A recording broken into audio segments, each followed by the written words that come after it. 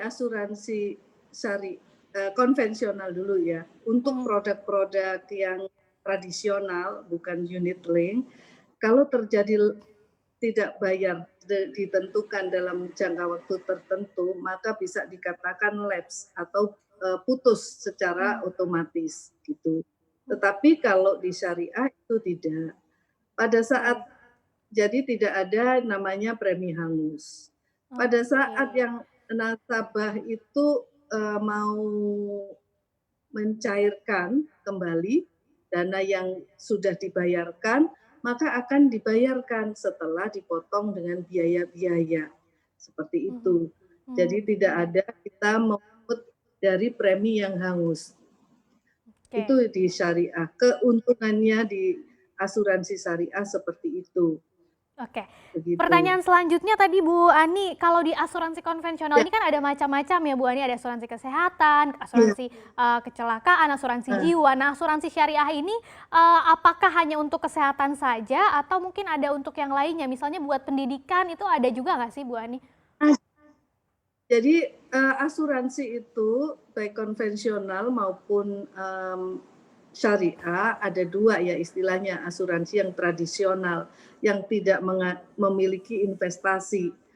Sama satu lagi asuransi yang ada unsur investasinya atau disebut unit link. Nah, itu perbedaan produk dulu. Tetapi untuk masing-masing ini punya sebenarnya produk-produk unit link kesehatan, unit link dipakai untuk pendidikan. Demikian juga yang tradisional, seperti kami di BRILIFE, kami memiliki dana syariah pendidikan, syariah untuk hari tua, asuransi syariah untuk hari tua, asuransi syariah untuk kesehatan juga ada. Jadi asuransi syariah itu tidak hanya melulu di asuransi kesehatan, tapi mungkin selama ini yang banyak didengar oleh masyarakat bahwa kesehatan. Tapi sebenarnya banyak produk-produk lain yang berbasiskan syariah dan itu masih banyak dijual di berbagai perusahaan asuransi. Seandainya bagi yang ingin memiliki asuransi syariah ini, yang paling prioritas itu jenis asuransi syariah yang seperti apa Bu Ani? Tergantung dari kebutuhan dulu kita yang paling itu ya yang pertama harus diketahui ya. Setiap orang kebutuhannya. Ya. Jadi kalau misalnya kebutuhan, ya gimana Mbak? Silakan dilanjutkan Bu Ani. Ya. Boleh dilanjutkan Bu Ani, kalau kebutuhannya misalnya kalau tadi ada yang mau pendidikan syariah begitu ya, baru diprioritaskan ke asuransi pendidikan gitu. Ya, asuransi pendidikan. Kalau kebutuhannya kesehatan yang perlu di-cover utamanya ya kesehatan. Atau kalau untuk persiapan hari tua nanti supaya hari tua punya proteksi atau untuk warisan juga dan sekarang juga berkembang syariah yang memiliki rider wakaf, produk-produk yang wakaf seperti itu sangat berkembang sekarang di berbagai perusahaan asuransi menjual produk-produk itu. Jadi kembali prioritas itu tidak bergantung pada produk, tapi bagaimana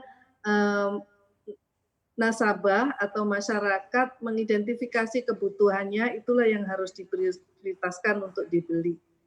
Baik, terakhir Bu Ani, untuk sebagian orang kan ada yang ingin memiliki asuransi sekaligus investasi. Kalau di konvensional ini kan ada unit link ya Bu Ani. Tadi Ibu bilang juga di syariah ternyata ada juga yang bisa masuk ke investasinya juga. Tapi banyak yang khawatir nih, takutnya investasinya ini tidak sesuai dengan prinsip-prinsip syariah. Nah, kalau di asuransi syariah sebetulnya penempatan investasinya seperti apa sih Bu Ani? Tadi sudah saya sampaikan ya bahwa kami pengelola asuransi syariah seperti BRILIFE ini, kami kan masih gabung menjadi satu, belum perusahaan sendiri yang syariah, artinya masih unit usaha syariah. Nah, nggak usah khawatir karena mulai dari dana itu masuk sampai pengelolaan investasinya yang dibeli dengan produk unit link tadi itu akan dipisahkan dan dibelikan produk-produk instrumen yang memang syariah. Jadi